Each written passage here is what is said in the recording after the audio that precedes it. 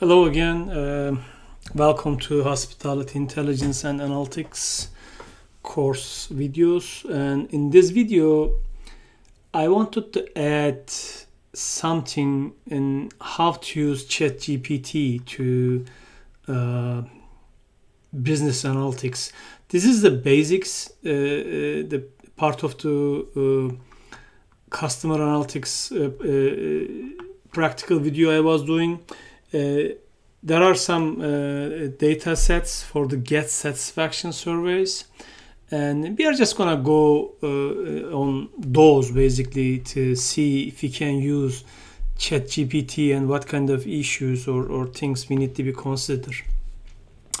As we integrate ChatGPT into our business analytics and hospitality and tourism course, we need to be aware of some key limitations and challenges. First, data privacy and security, right? So if you are especially loading your own real world data sets, especially those with customer or revenue data, there are risks. So ChatGPT cannot guarantee full compliance with data protection laws, and we need to be careful about what information we share. They might also use them for the training purposes. That is for the privacy and security issue. Other thing is ChatGPT is great at summarizing and automating tasks, but it lacks the context of industry-specific nuances. Like it doesn't have an access to also online sources, direct sources like STR reports or hotel management systems. So you should always need to validate insights rather than take them at the face value. So it gives you something, but you have to be sure. Also, I'm sure you already heard like hallucination issues the AI has. So you have to be careful on those. Also, you need to be careful. You have to understand it can help with descriptive analytics like we are going to use today, but it is not a replacement for Excel, Python, or econometric models. Especially it struggles with hypothesis testing, causality, and advanced statistical modeling. So as a student, you must still develop core analytical skills. Doing something, some program doing for you doesn't necessarily mean.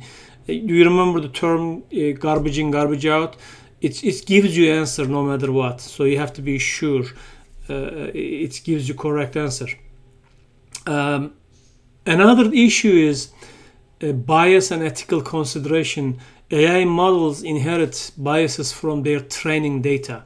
So if you are using ChatGPT, let's say for HR analytics or pricing decisions, you have to be critically assess its output to avoid misleading or unfair conclusions. You have to be careful with those.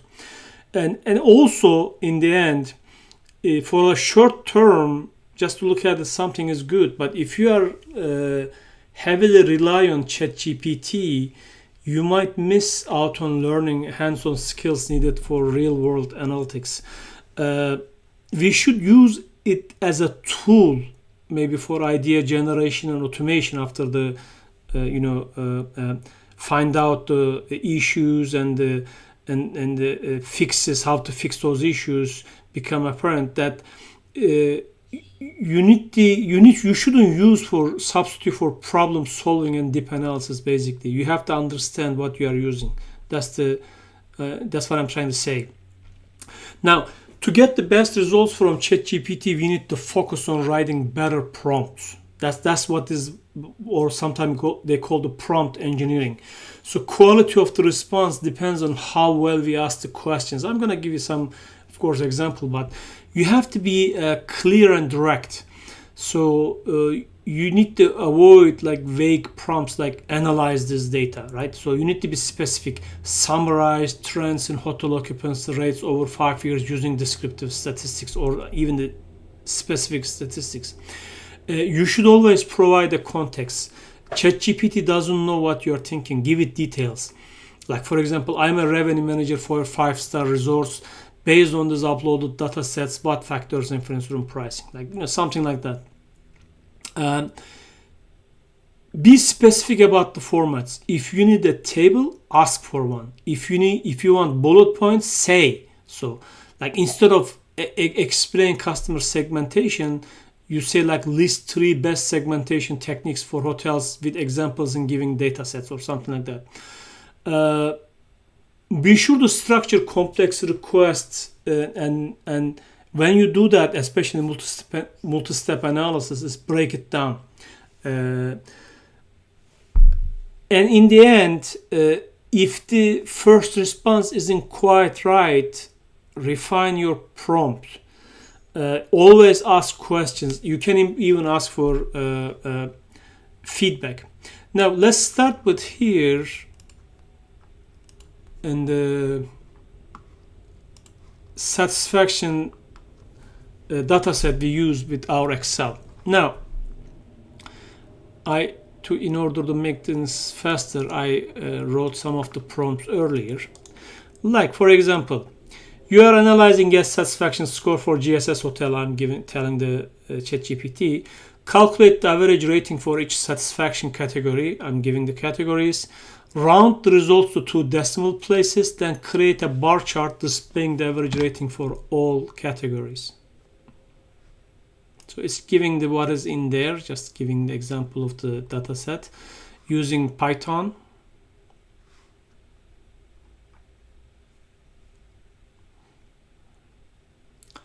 It's loading the data now.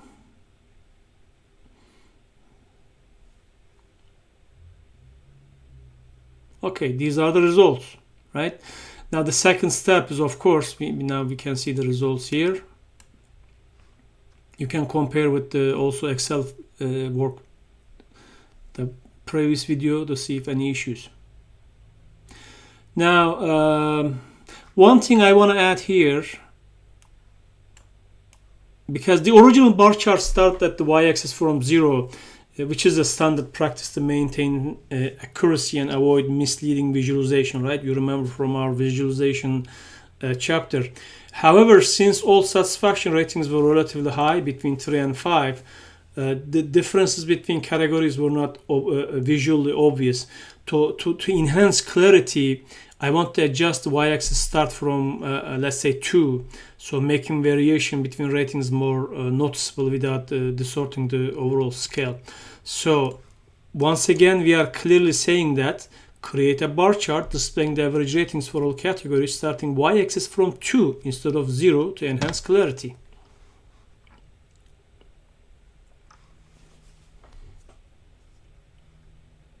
See? You can also tell them to make it different colors and whatnot and everything. Whatever you want, however you want to adjust, you can. Now, another thing is, if you recall from Excel file, we are going to ask some processes there. These are just the basic examples I wanted to show how the ChatGPT works. In this case, I am saying that calculate the average, minimum, maximum, median age of guests in the dataset, then create a histogram to display the age distribution, ensuring appropriate bin sizes for clear visualization. Okay?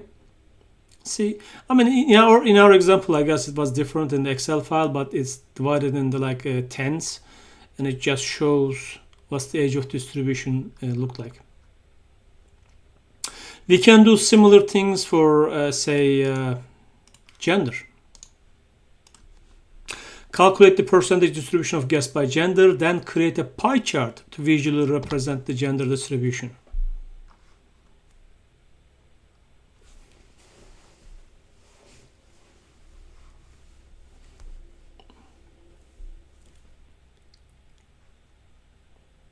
I don't know why it gave this error, but then it decided to do it. Now, once again, check all these and also do this for income level, purpose of visit, and I don't remember if there is any categories there, but compare your result, but try to do it yourself. Okay. Now, this next one I'm going to do is the segmented analysis. I'm trying to follow what we did in the Excel example in the previous video. So, calculate the average overall satisfaction separately for business travelers and leisure travelers based on the purpose of visit category. Compare these averages to determine if leisure travelers are generally more or less satisfied than business travelers. Then create a bar chart to visually compare the averages. Okay.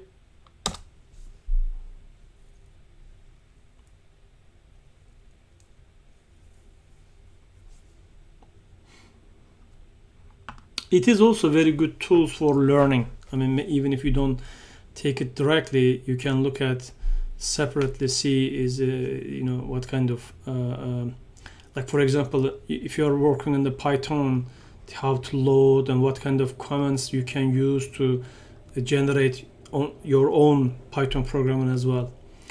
This is just an example, and once again, please do same for what was that, like income levels and income level and satisfaction. I forgot the gender and room cleanliness, for example.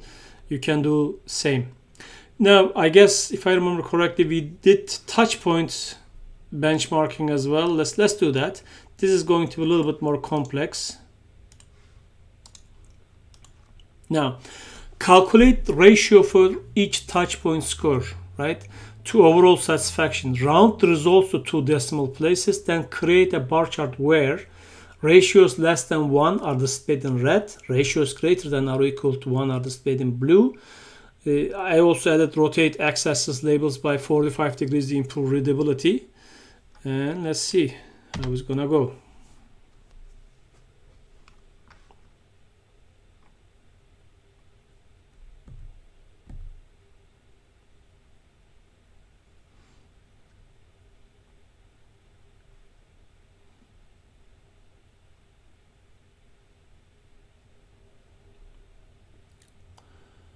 As you can see, or if you recall from touch point ratio from the Excel, I mean similar. Of course, we can still say start instead of 0, start from this level and etc. We can change anything any way we want. But this is another example. Let's look at the other example. In this case, categorize guest satisfaction scores into top box, which is the high scores 4 and 5, and bottom box, low scores 1 and 2 for each touch point. Calculate the percentage of top box and bottom box responses for each touch point. You see, this prompting is very important. You clearly define every purpose here. It seems I added also compute the customer satisfaction score and create a stack bar chart. And also I put it, do not include middle scores in the visualization, because if you don't add that, it might include that one.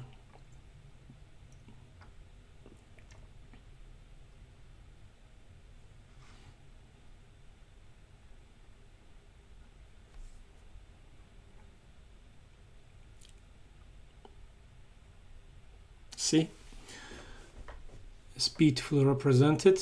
I guess in differences in our Excel, we put the top and the bottom and bottom and top, but anyway, it's not a big deal. The idea is here you can clearly see the differences. And last one, if I remember correctly and try to follow the Excel, I also added the correlation.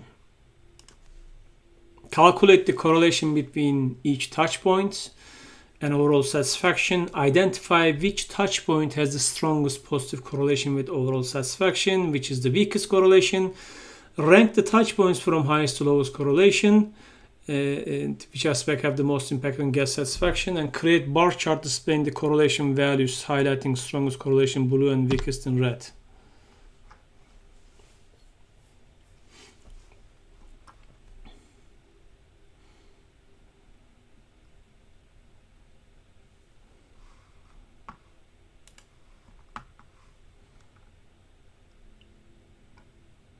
Excellent. I mean, we talked about this, the values in the Excel video, so I'm not going to talk about it. The point of this exercise was just using a ChatGPT to try to get some in descriptive analytics to make it, like, faster and easier. But once again, please be sure that you understand the process instead of just going to ChatGPT and using without understanding the outcomes. And also, once again, I'm repeating many times, as a matter of fact, I wish I captured, but while I was practicing this to make it video, ChatGPT gave me totally wrong information about one of the topics, and I asked why is this and why is that, etc. Back and forth several times. I finally figure out, instead of getting the averages, it was getting the individual per person scores kind of. But the point I'm trying to make is there is an hallucination, there is an misunderstanding, there is always issues with ChatGPT. Even if you use the ChatGPT, please be sure to understand what you are doing, so you can, at least when you look at like for example, when I look at it, I realize doesn't look like right, and then I investigate it. So be sure that you understand if there is something wrong with the process.